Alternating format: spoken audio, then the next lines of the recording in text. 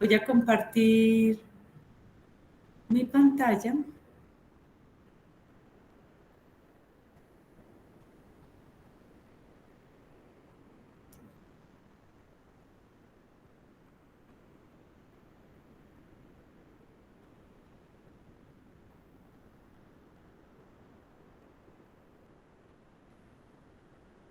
¿Ahí están viendo mi pantalla? Sí, doctora, se ve muy bien. Ah, bueno, listo. Bueno.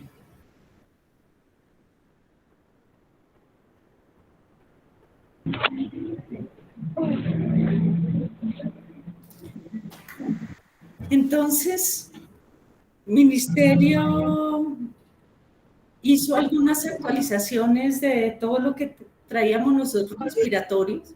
Nos hemos venido hablando de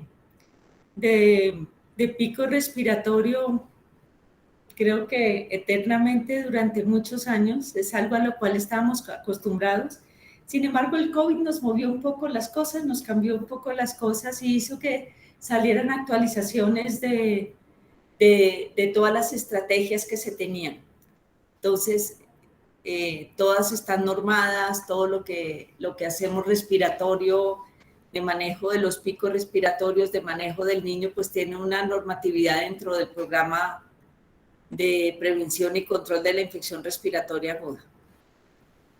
Una de las primeras cosas, y quizás lo más importante, y que se nos debe volver una práctica común en todo contacto que tenemos con cualquier paciente, es que debemos dejarles claro cómo evitan el que se enfermen, o sea, todas las medidas de prevención y acordarnos que no puede haber ningún contacto con ningún paciente en el que no le recordemos el uso de tapabocas, el lavado de manos y el distanciamiento. ¿Cómo cuido a ese niño en casa? Cuando está en casa, todas las recomendaciones que se deben tener y cuándo consultar, que son los signos de alarma. Entonces, acordarnos que eso no nos puede faltar. Por normatividad, les traigo aquí como lo que es salaera, o sea, lo que uno podría trabajarle a un niño en casa cuando lo ven en casa, o lo que uno debe mirar. Entonces, salaera, pues es un espacio que puede ser físico o puede ser creado, por eso digo, es la misma valoración que uno hace en casa y decide hacer algún procedimiento. Si uno va a valorar y hacer un procedimiento, pues no debe durar más de 4 a 6 horas, o sea, debemos saber que esperamos que ese niño se estabilice en las siguientes horas, y no es un niño que debemos remitir o devolver a su servicio de salud. Son todos los procedimientos que hacemos para enfermedad respiratoria, no solo por cuadros agudos, sino por agudizaciones de cuadros recurrentes o crónicos. Y en estos contactos que tenemos con los niños, ¿cuál es todo el propósito? Pues disminuir morbimortalidad, pero manejar tempranamente, facilitar diagnóstico, clasificar severidad, que es lo que hacemos en todos los cuadros de nuestros niños, racionalizar hospitalización y el nivel hospitalario donde debe estar. Y esto es parte de lo que se hace cuando se valora un niño en casa. Hay que definir si lo podemos seguir manejando en casa o hay que hospitalizar, racionalizar pues el uso de paraclínicos, de antibióticos y de medidas de higiene bronquial, y el plan de atención en casa. Estos procedimientos que hacemos desde el punto de vista respiratorio, pues siempre tienen una indicación médica, un manejo que lo hace una terapeuta, en ocasiones una enfermera, y un seguimiento de una evolución y una educación. Acordarnos que no podemos estar en contacto con ningún paciente sin usar todos los elementos de protección personal. Y aquí sí que se vuelve importante porque de todo lo que vamos a hablar es respiratorio. Y no importa qué tan encerradas estén las personas, qué tan vacunadas estén, es fundamental nunca, por nuestra propia protección, nunca dejar de usar los elementos de protección personal. Acordarnos el distanciamiento cuando se puede, lavado de manos antes del contacto con el paciente, pero tan pronto terminamos el contacto con el paciente, o sea, y tan pronto salimos de esa casa, o sea, si lo estamos valorando en casa, si estamos en la institución, tan pronto salimos de la habitación o de la sala donde se encuentra el paciente, o sea, acordarnos no perder ninguno de los 5 momentos de lavado de manos, porque si no lo que tenemos es nuevamente nuestro personal enfermo. El uso de tapabocas, el uso de protección ocular. Entonces, son de las cosas que no se nos pueden olvidar. Y en lo que podamos mantener distancia. O sea, hay momentos, por ejemplo, cuando se está nebulizando el paciente, si en los pocos casos donde ahorita están permitidas las nebulizaciones, si vamos a nebulizar a un paciente, hay que acordarnos que hay que poner el nebulizador, usualmente lo tenemos en compañía de su mamá, dejarlo en compañía de su mamá y nosotros nos alejamos lo máximo posible.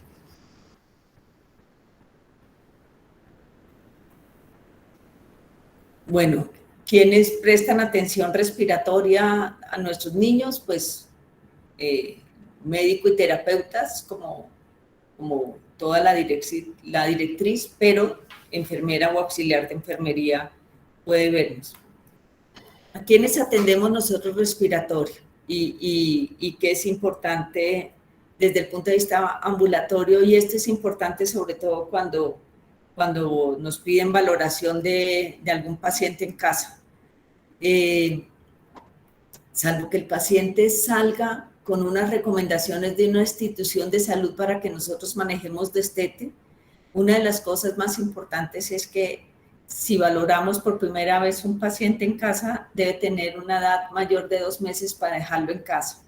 Todo menor de 2 meses, y en este momento se considera que menor de 3 meses, con un cuadro respiratorio debe ser visto en un servicio de salud para toma de laboratorios y no en casa. O sea, en casa tenemos los menores de 3 meses que salen de las instituciones ya con un plan definido, que normalmente es destete de oxígeno. El resto, si los valoramos, esos niños deben ser remitidos a un servicio para una valoración por pediatría.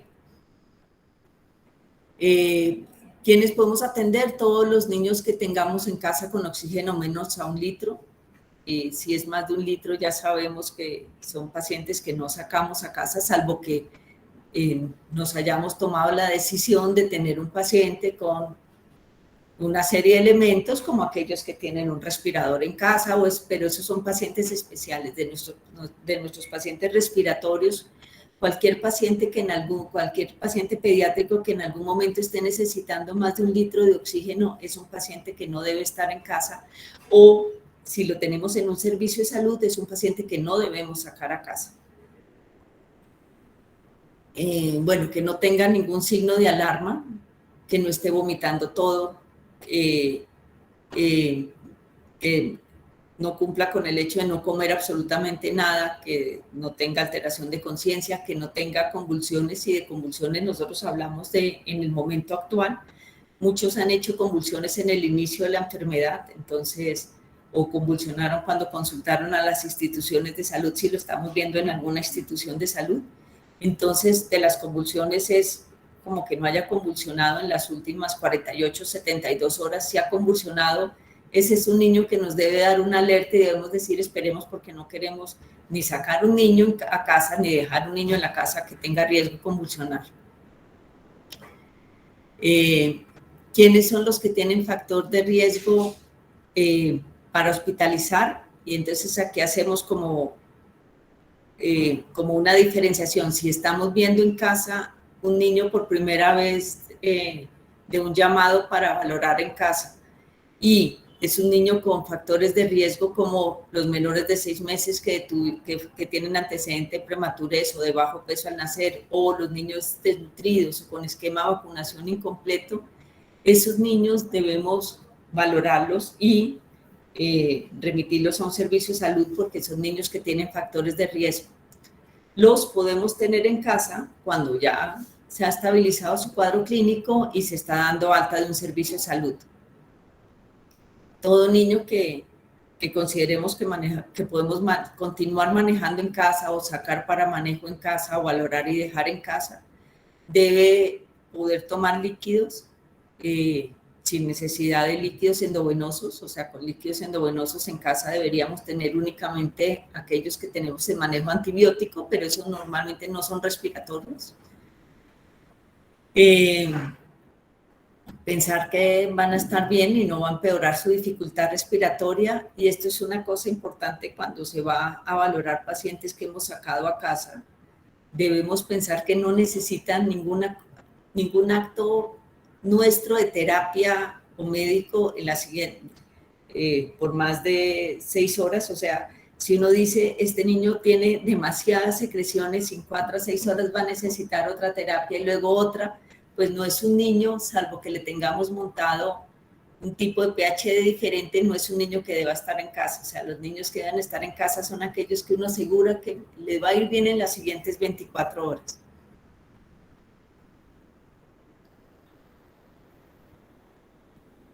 Entonces, pues para tener en cuenta, pues acordamos que todos los niños con síntomas respiratorios deben tener y deben estar usando su tapabocas. ¿A quienes le ponemos tapabocas? A todos los mayores de 5 años, cuando eso los deben tener permanente, y entre 2 y 5 años con el cuidado de la mamá pueden estar usando tapabocas. Menores de 2 años no deberían tener nunca tapabocas, y ahí es una cosa importante porque algunas veces uno ve que llega y el bebé está en el coche o va a valorar y le ponen un tapabocas a un bebé chiquito. Lo que estamos haciendo con eso es que reinhale CO2 y de golpe que nos haga una apnea. Entonces, los tapabocas están prohibidos para los lactantes menores de 2 años.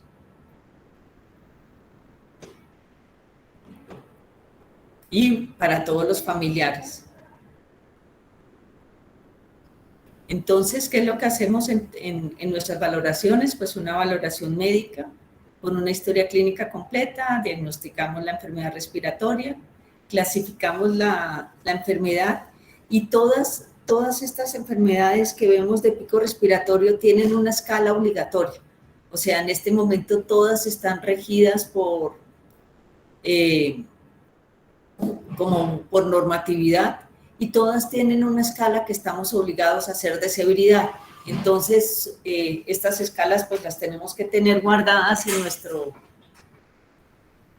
nuestro celular, en lo que tengamos, porque es obligatorio que en cada valoración nosotros tengamos una escala objetiva que nos diga si nuestro paciente va mejor o peor. Si nosotros vemos, y si las personas que van a valorar un paciente en casa cada vez son personas distintas, pues uno puede, como que la única forma objetiva de decir uno si va mejor y no tiene menos sibilancias o pareciera que tiene la misma dificultad que tenía ayer.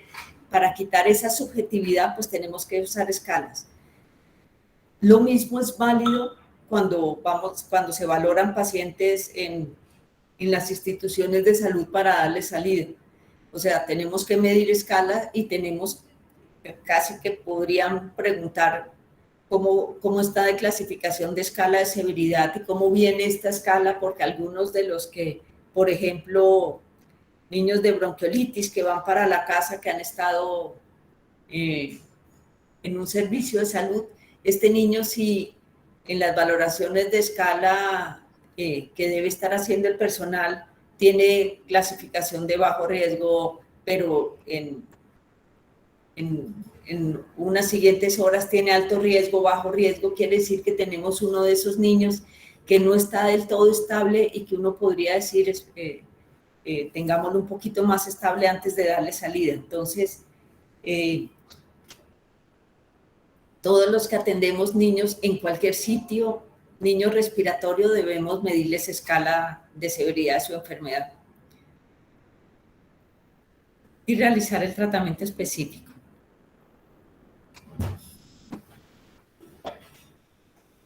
Entonces, Bueno, lo primero,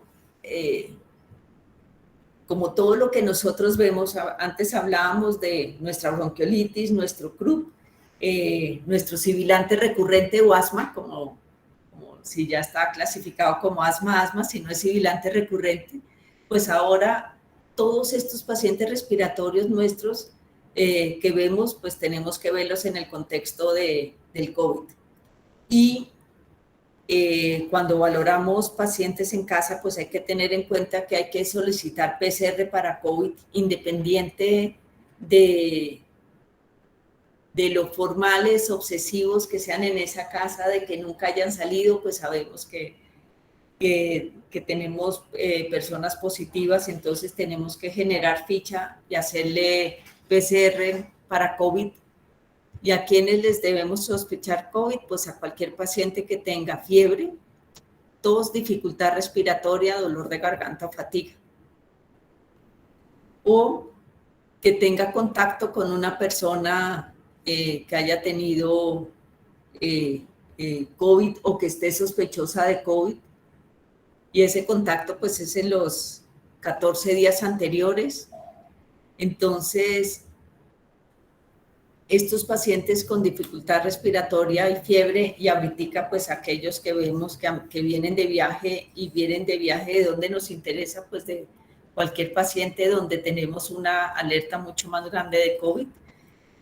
Ya vimos que el ministerio sacó nueva resolución y ya es obligatorio que todo el que entre al país entre con su esquema de vacunación, pero también ya es obligatorio que tengan PCR para entrar al país. Sin embargo, ya volvemos a tener, como lo hicimos exactamente a comienzo del año pasado, una alerta para todos los que vienen de viaje.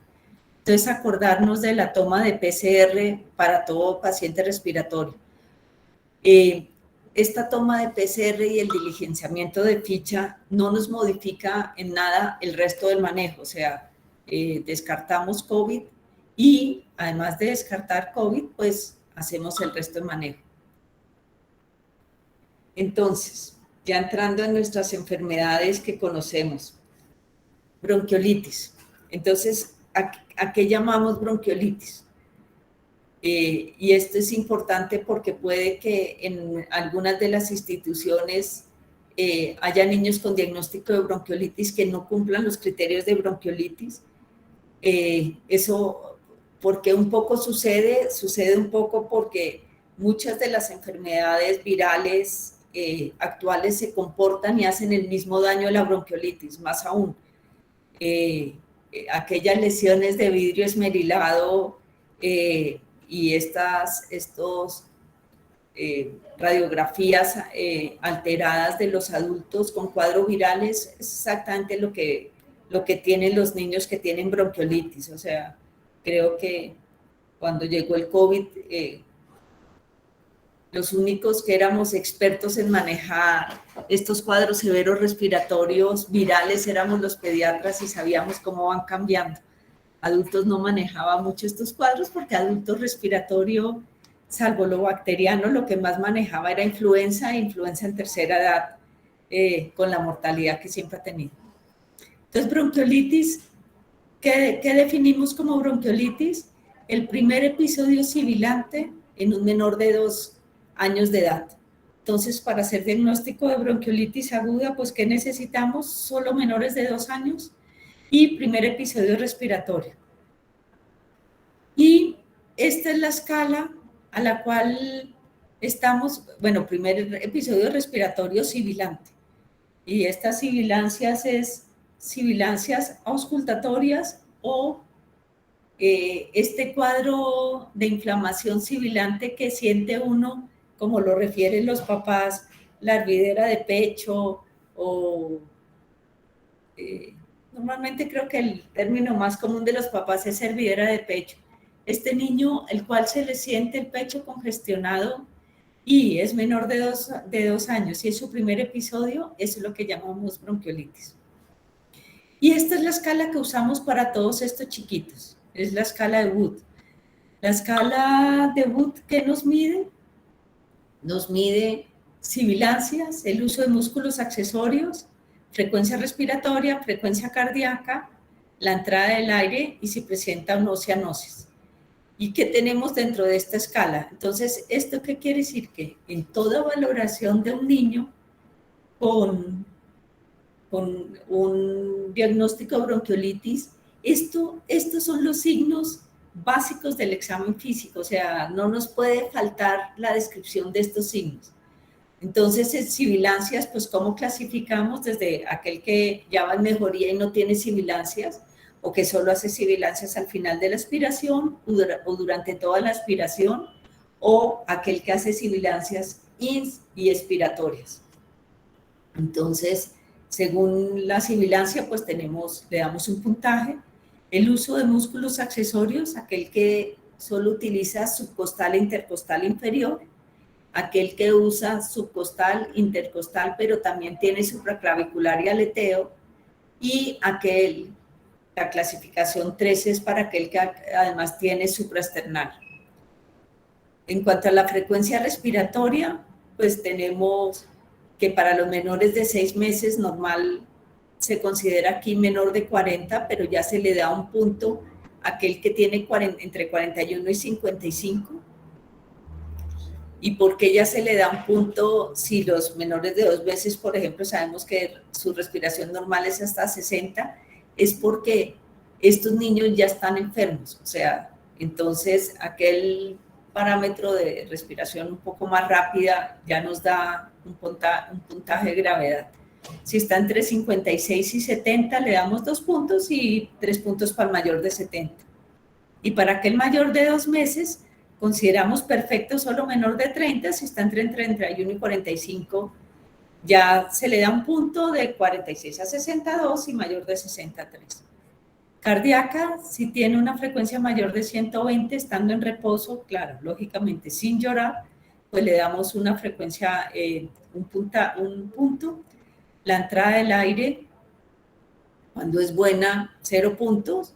Si es simétrica 1, si está disminuida pero simétrica 2, y aquellos tórax silentes en que uno se pone el fonendo y realmente es exactamente igual que lo pusiéramos sobre la cama, le damos 3 puntos, y cianosis, si tiene cianosis, le damos 1 punto.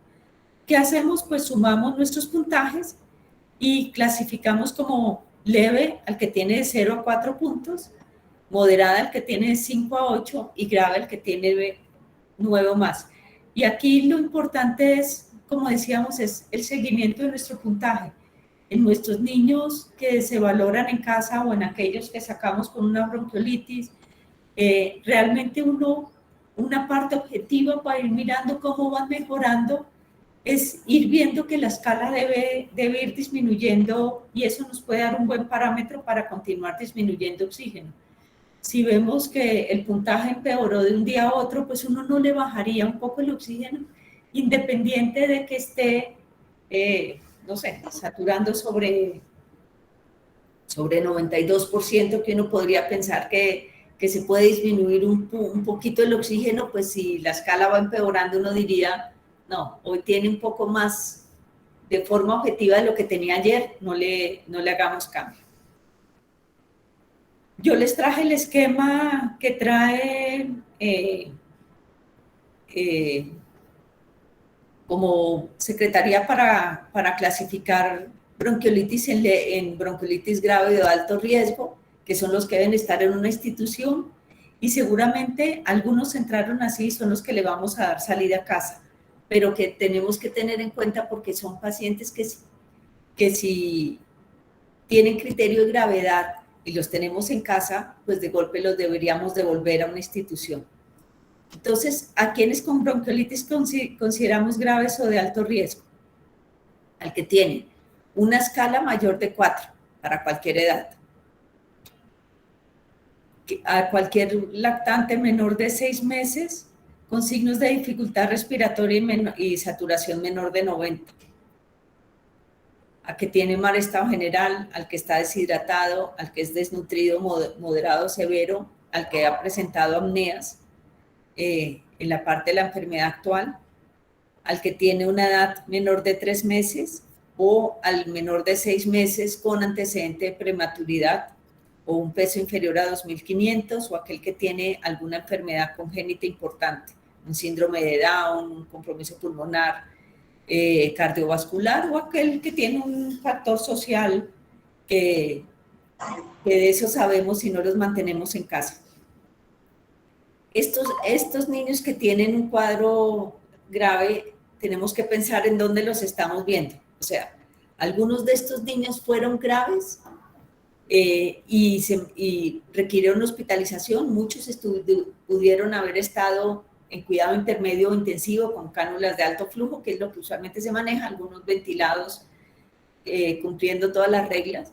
Estos niños que se manejan, que ya se manejan y nos están dando para alta, pues ya no es nuestra clasificación, o sea, pudieron estar graves, por esa razón estar hospitalizados, pero ya le estamos dando alta en unas condiciones diferentes, pero pues muchos tendrán algunos de estos antecedentes que lo único que nos hace es dar una alerta de que la evolución de ese niño puede ser más tórpida, más lenta de la evolución de un niño que no tenga un síndrome de Down o que no sea un prematuro.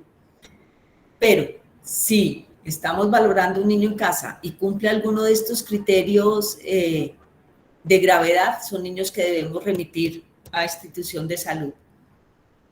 Y no los debemos dejar en casa porque son niños que en las siguientes horas se pueden complicar y requerir soporte ventilatorio o cuidado intermedio intensivo. Entonces, ¿qué es lo que se hace con estos niños?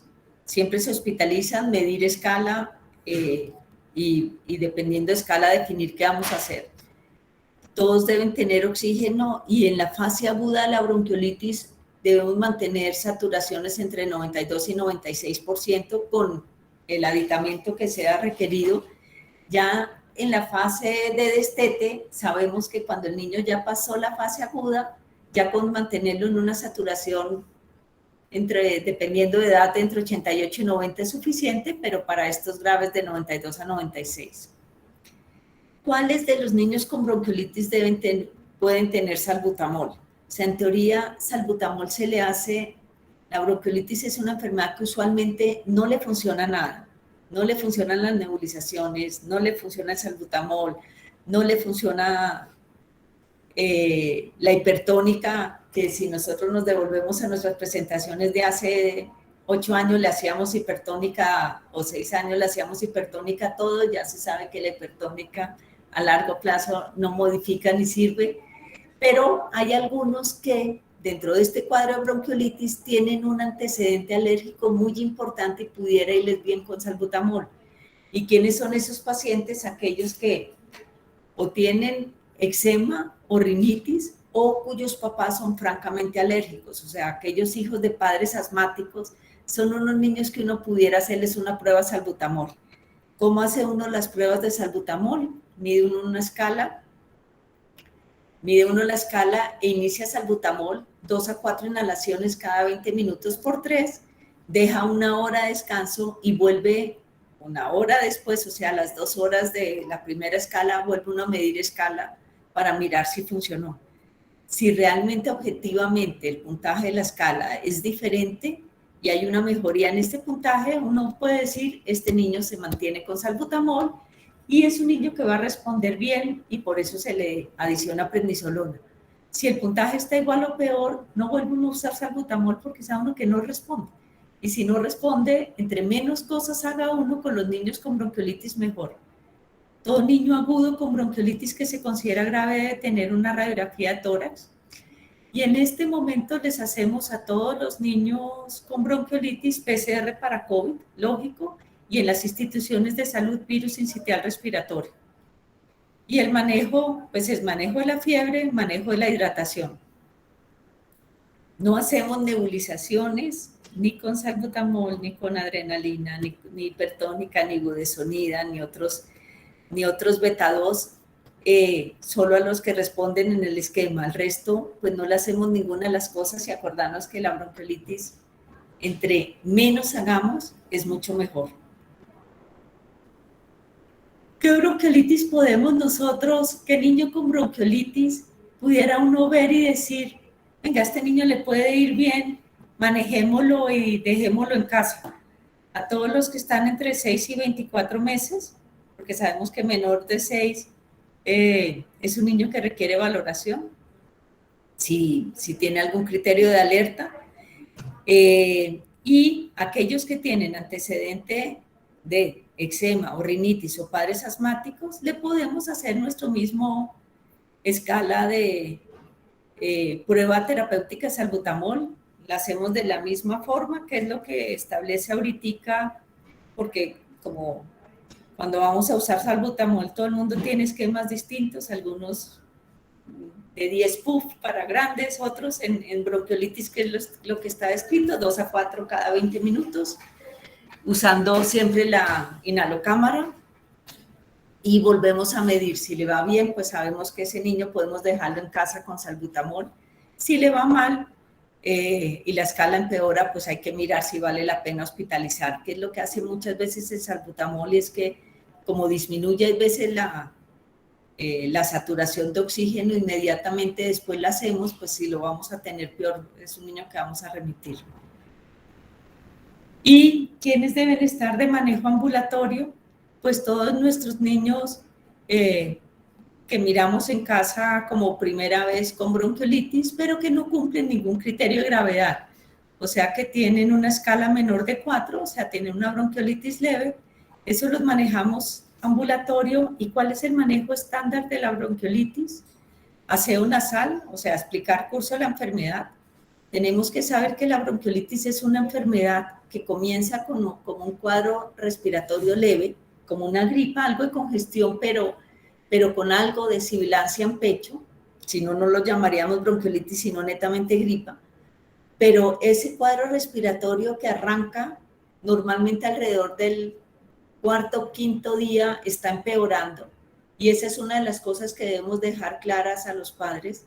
Sabemos que entre cuarto a quinto día enfermedad empeora, entonces, y cuando saben, si los padres saben que empeora, pues no consideran que empeora porque dejamos de hacer alguna cosa. Entonces, se debe tener claro que entre cuarto a quinto día es el momento en que empeora, y usualmente, si todo va bien, después del séptimo día, octavo día, comienza la fase de mejoría y se estabiliza. ¿Y cuánto puede durar un niño tosiendo que ha hecho una bronquiolitis? Alrededor de un mes. Y es lo otro que debe quedar completamente claro para las familias. Estos niños tosen y no se mejoran por completo en el siguiente mes durante todo el siguiente mes. Entonces algunas veces los papás ya se cansan de que todavía tosa, de que lo tenemos en casa y lleva tosiendo, o estuvo 3, 4 días en la clínica, salió de la clínica y aún sigue tosiendo. Sí, debe ser completamente claro que los niños que salen de instituciones de salud, que tuvieron bronquiolitis, siguen teniendo algo de inflamación y no mejoran por completo, sino en el transcurso de 3, 4 semanas. Si los papás tienen claro, pues no van a pedirnos magia para que se mejoren más rápido. Entonces, acordarnos que para todos son aumentar ingesta de líquidos,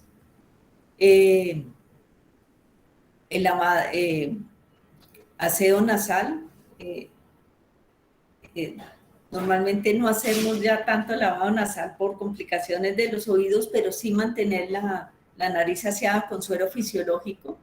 Lavado nasal se hace cuando sabemos que hay una obstrucción grande nasal y amerita que destapemos para que pueda respirar mejor, solo en esos casos. De resto, para la familia le dejamos solo su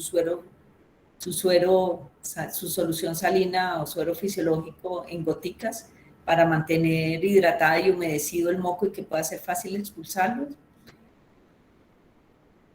Dieta fraccionada. Normalmente el niño enfermo come muy poco, entonces tenemos que darle poquito muchas veces.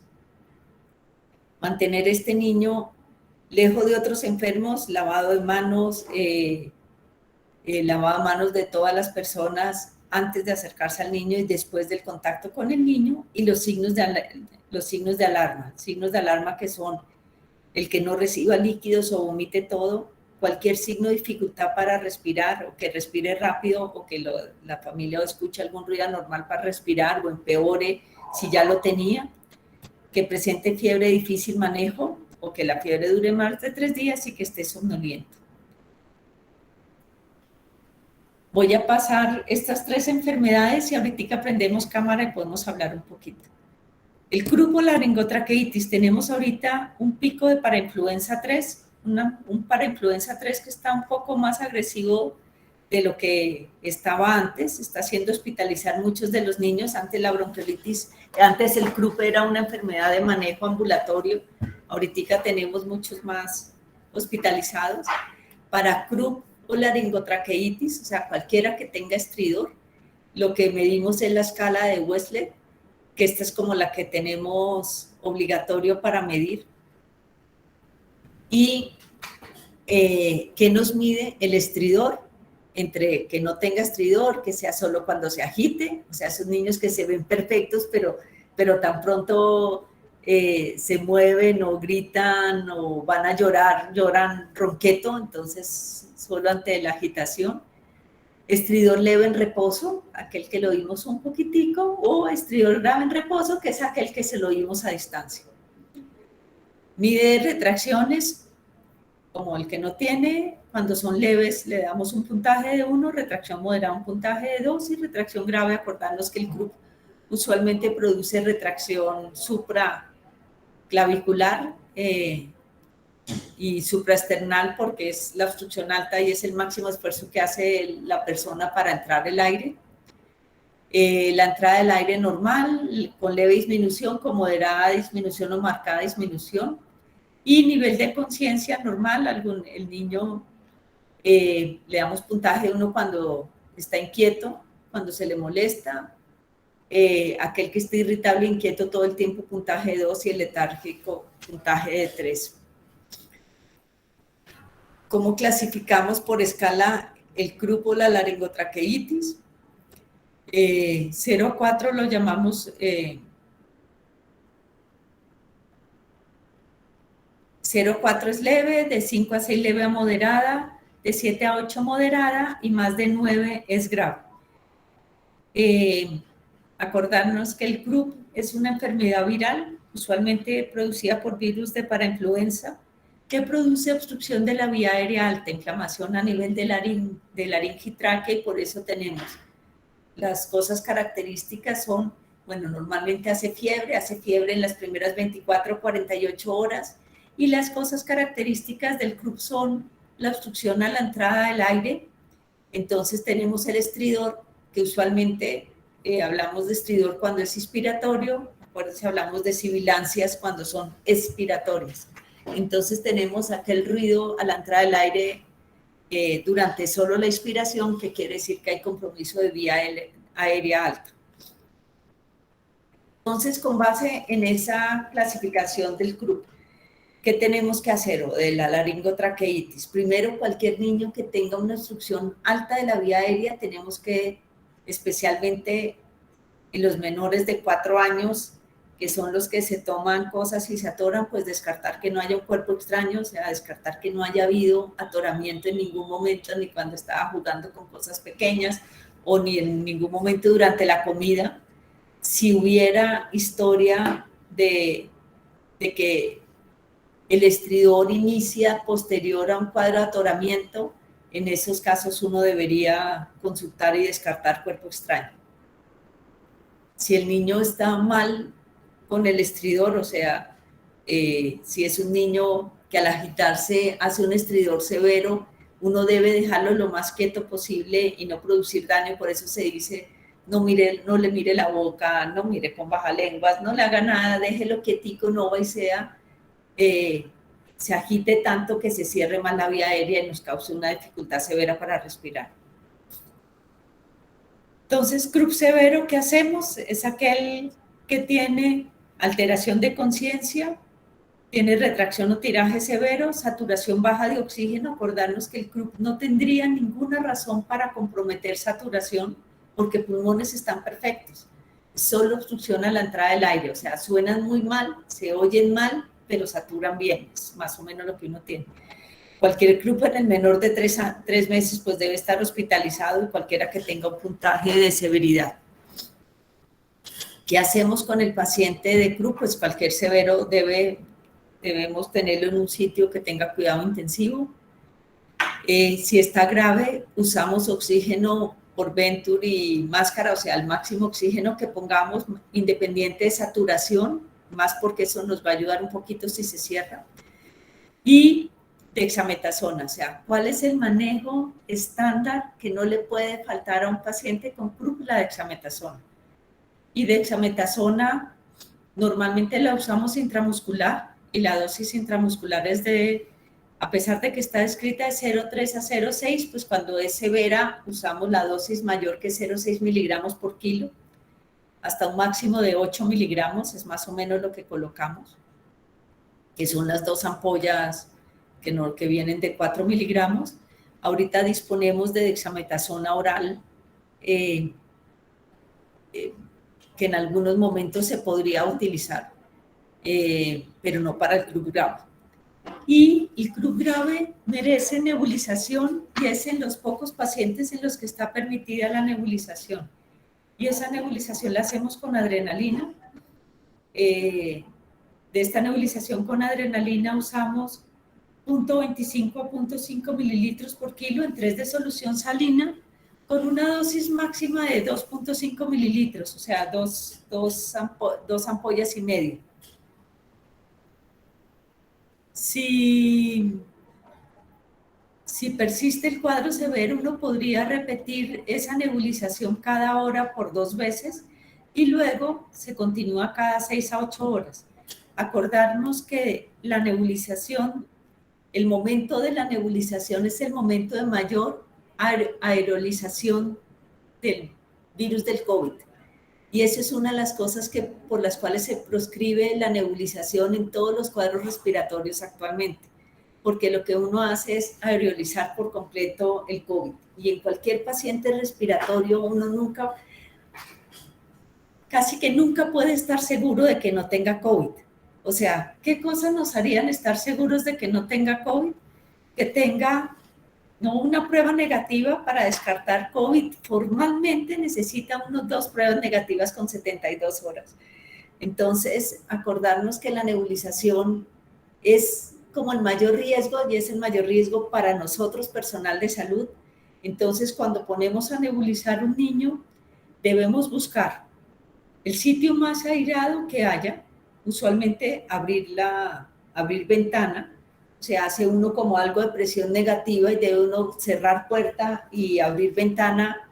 Y el ideal, cuando no somos nosotros el cuidador de esos niños, sino que están con su mamá, el ideal es colocar la nebulización y dejarlos nebulizando y uno hacerse fuera del sitio donde se está nebulizando el niño. O sea, ¿qué hacemos cuando estamos en las instituciones? Buscamos un consultorio y ya no una sala donde hay varios niños. Y en ese consultorio con ventana abierta se nebuliza el niño y normalmente la terapeuta que coloca la nebulización se retira y le dice a la mamá, manténgale la mascarita colocada, que en 10 minutos vuelva a entrar, que es más o menos lo que se demora una nebulización. Esto es importante para tenerlo en cuenta porque es el momento de máxima aerolización. Entonces es el momento donde nosotros tenemos mayor riesgo de contagio.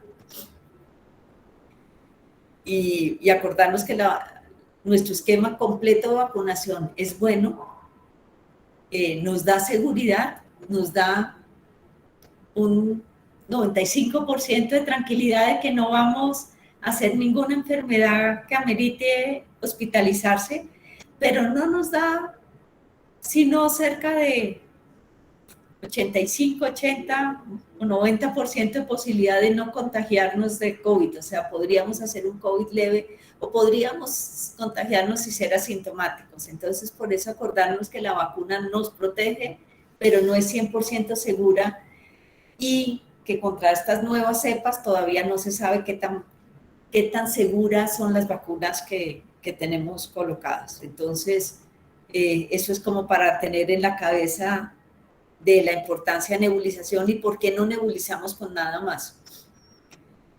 Solo el paciente muy grave se considera budesonida y intentamos ya usar budesonida inhalada o corticoide inhalado y no nebulizado. ¿Por qué? Porque intentamos nebulizar el mínimo de cosas posibles. Antes teníamos muchos pacientes que además podríamos nebulizar con budesonida y eso ayuda en CRUP, pero tratamos ahorita de no nebulizar. Bueno, todo paciente severo con CRUP pues debe tener su PCR para COVID y debe tener una radiografía de tórax. Moderado, acuérdense que llamamos CRUP moderado aquel que tiene estridor en reposo, retracciones leves, una saturación normal de oxígeno y un puntaje entre 5 y 8. A esos, siempre su dosis de dexametasona de 0,6 miligramos por kilo intramuscular o vía oral. Y realizamos su nebulización con adrenalina igual, 0.25 a 0.5 por kilo de la ampolla, máximo 2.5 mililitros dosis, o sea, máximo 2,5 ampollas. En consultorio individual y bien ventilado, observamos por 2 a 4 horas, volvemos a clasificar severidad. La adrenalina nos da un efecto de rebote usualmente alrededor de las siguientes 2 horas. Y es la razón por la que siempre que colocamos nebulización con adrenalina, pues dejamos en observación 2 a 4 horas para volver a mirar y ver qué tanto es este efecto de rebote. Si mejora y se clasifica como leve, le damos salida, pues si empeora después de este inicio de manejo, pues lo hospitalizamos. Y CRUP leve, pues aquel que tiene un puntaje de CRUP menor de 4 y que no tiene ningún riesgo para clasificarse. El CRUP leve no le hacemos nebulización, solo hacemos manejo con dexametasona. PCR para COVID porque todos deben tener, explicar a los padres curso de la enfermedad, los signos de alarma para consultar de inmediato, tratar la fiebre y aliviar tos y obstrucción nasal con muchísimos líquidos y bebidas endulzadas. Acordarnos que este niño con CRUP debe estarnos tomando líquido todo el tiempo para, si se seca la boca, más va a toser y entre más tosa, más estridor nos va a hacer. Entonces, acordarnos de mantener muy bien hidratado, de tenerlo tomando líquido todo el tiempo.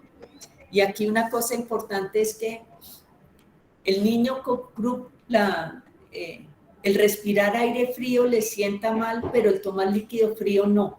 Y es una de las cosas que tenemos que cambiar con apoyar a los papás. Muchas veces estos niños tienen sed y necesitan cosas frías y los papás piensan que el tomar frío también empeora, ¿no? Fíjense que para garganta y desinflamar en un posoperatorio una amigdalitis que tenemos igual inflamada, la zona faríngea, lo que se hace es darle una paleta después para favorecer.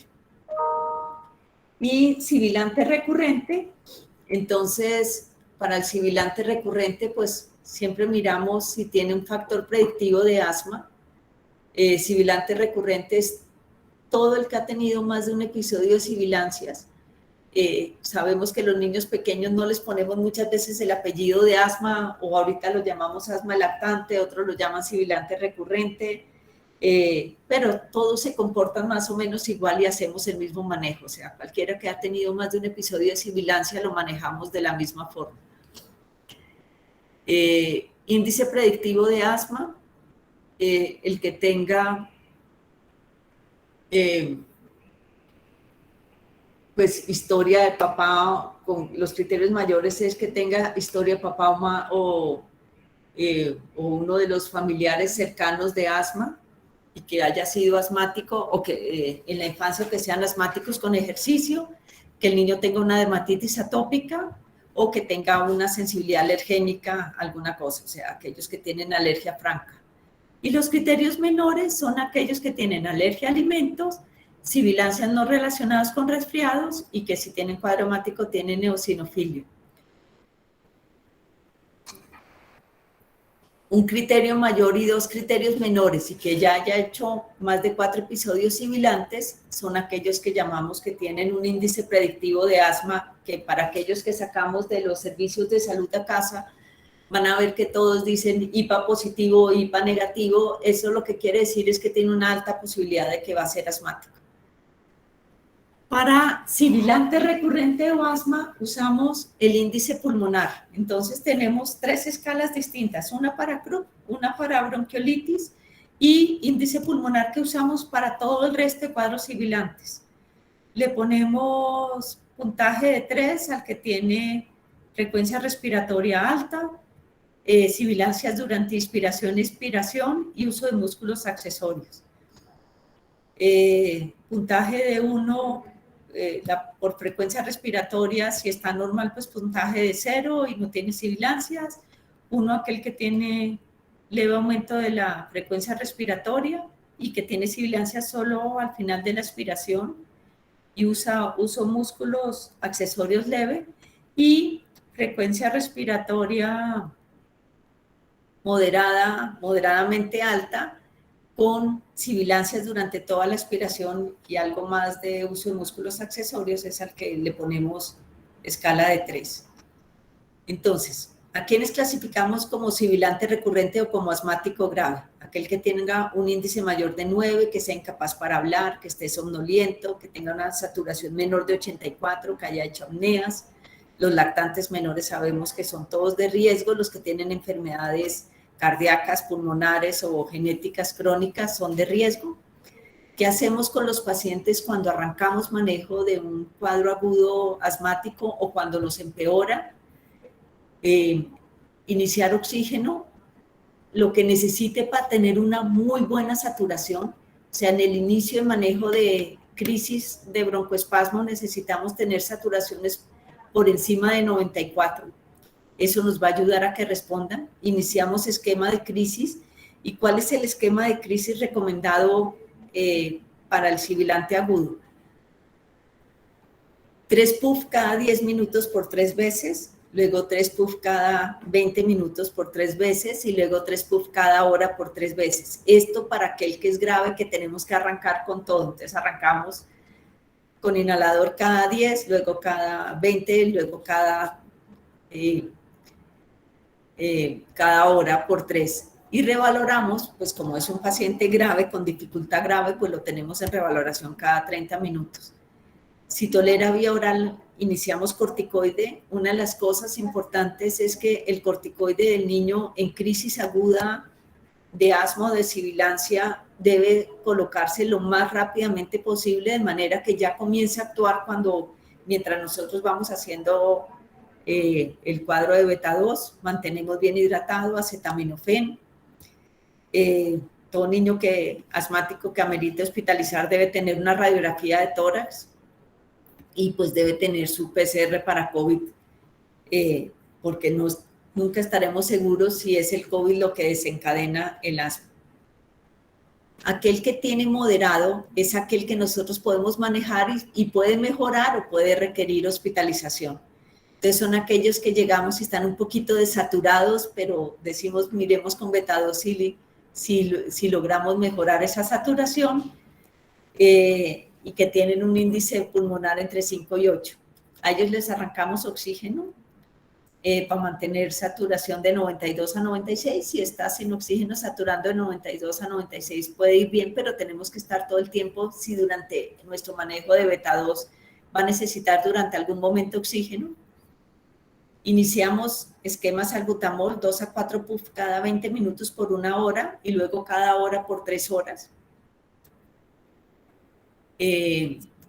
Administramos su corticoide, normalmente prednisona en los primeros 30 minutos y mantenemos prednisona por 3 a 5 días. Todos deben tener PCR para COVID y revaloramos al paciente a las 2 horas de iniciado el tratamiento y volvemos a clasificar. Si va mejorando el índice pulmonar y no tiene requerimientos de oxígeno durante 1 hora y tiene una adecuada saturación, medidos a los 30 y 60 minutos, podemos dar alta con esquema para continuar manejo de beta 2 en casa.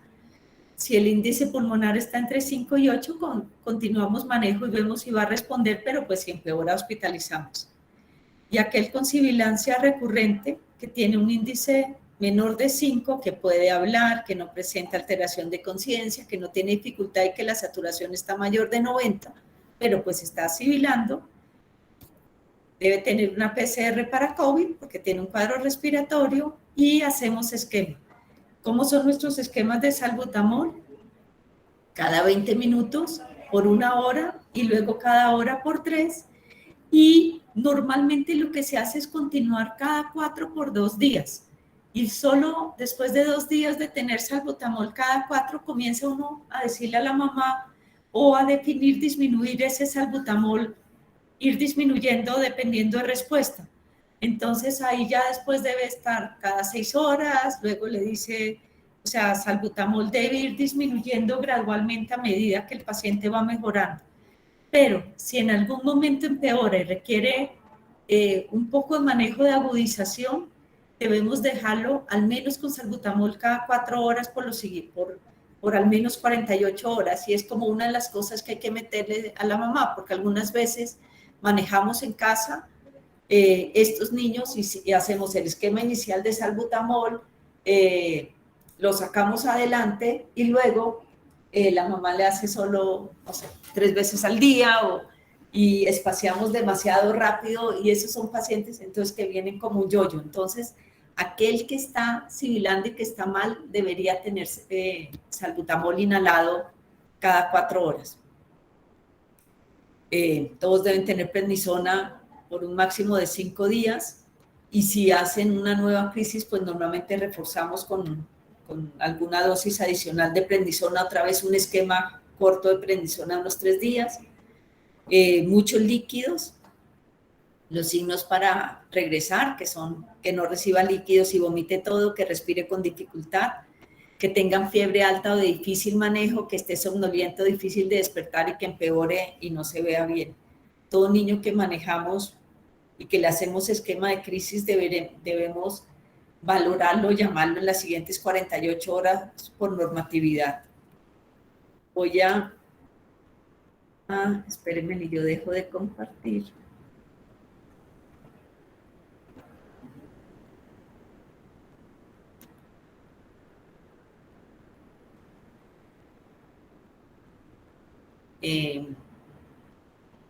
Creo que ya no estoy compartiendo para que entonces en pico respiratorio tenemos estas 3 enfermedades.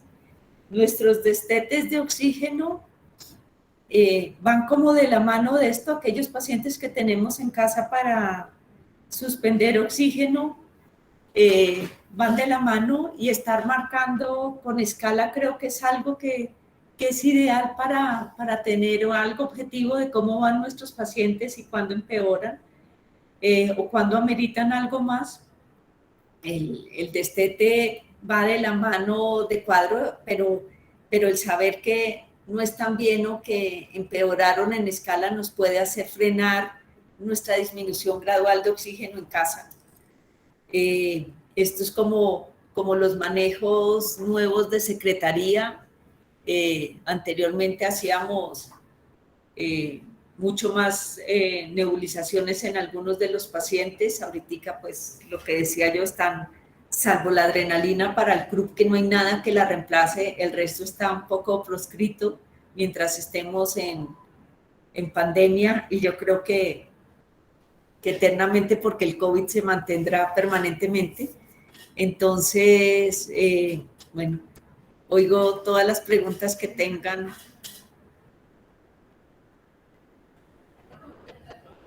o comentarios, todo lo que...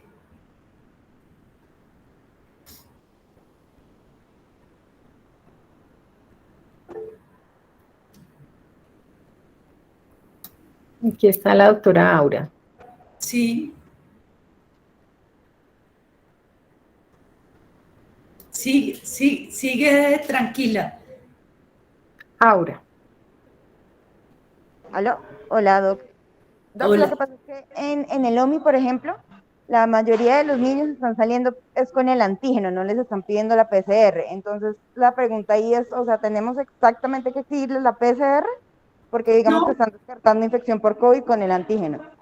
No, lo que pasa es que si cuando tú los sacas de urgencias, les haces antígeno porque es más rápido. O sea, la ventaja de hacer antígeno es la respuesta, es el tiempo de respuesta.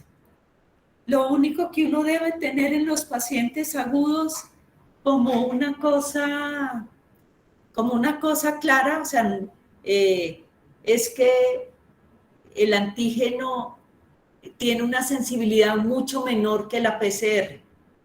Entonces, seguramente OMI define hacer antígeno porque quiere clasificarlo rápidamente.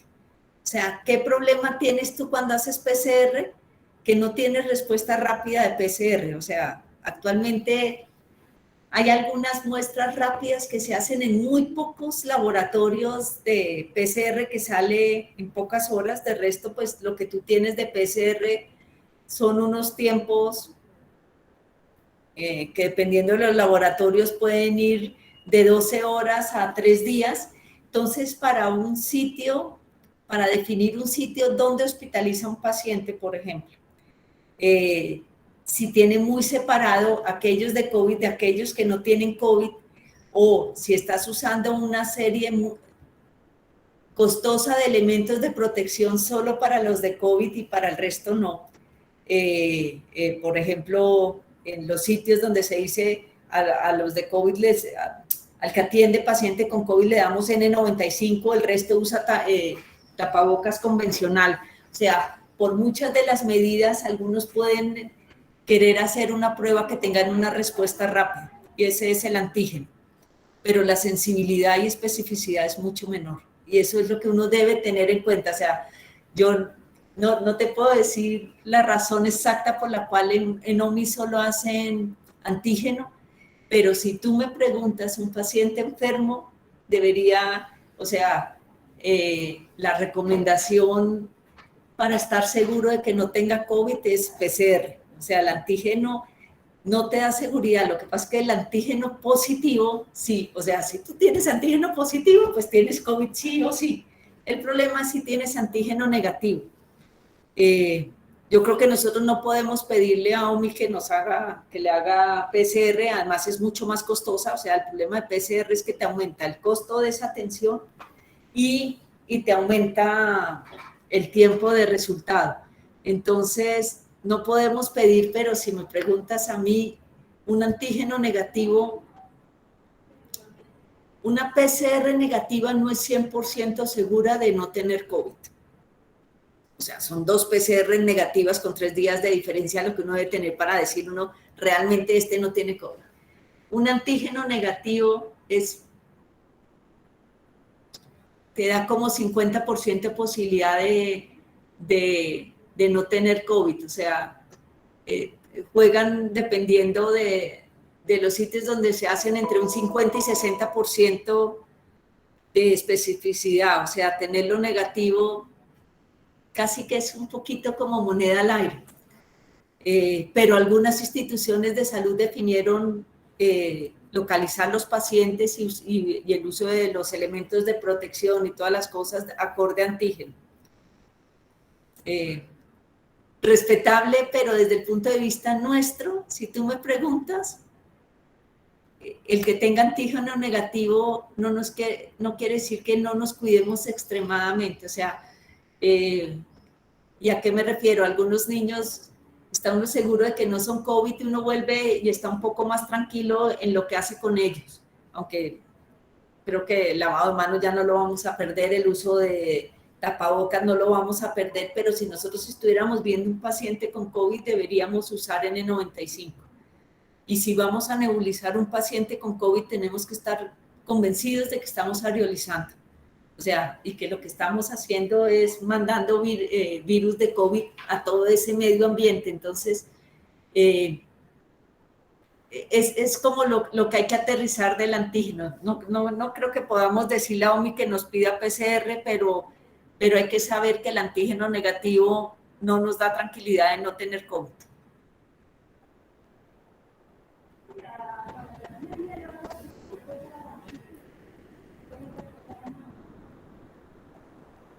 No sé si alguien más tiene preguntas. No veo más preguntas, doctora. Yo creo que para la doctora Mena lo único importante es que la recomendación ideal para el paciente con cuadro respiratorio agudo es hacer PCR. Pero pues no nos podemos meter en los protocolos de los sitios.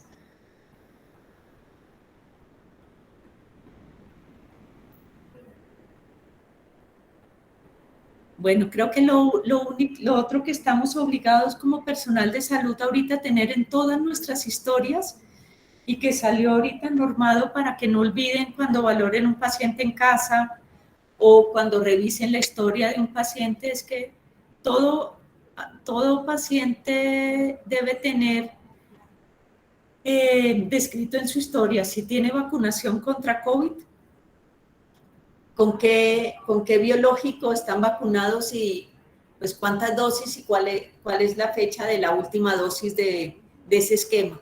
Eso es importante para todos y para nuestros niños pequeños digo menores de 3, que todavía no están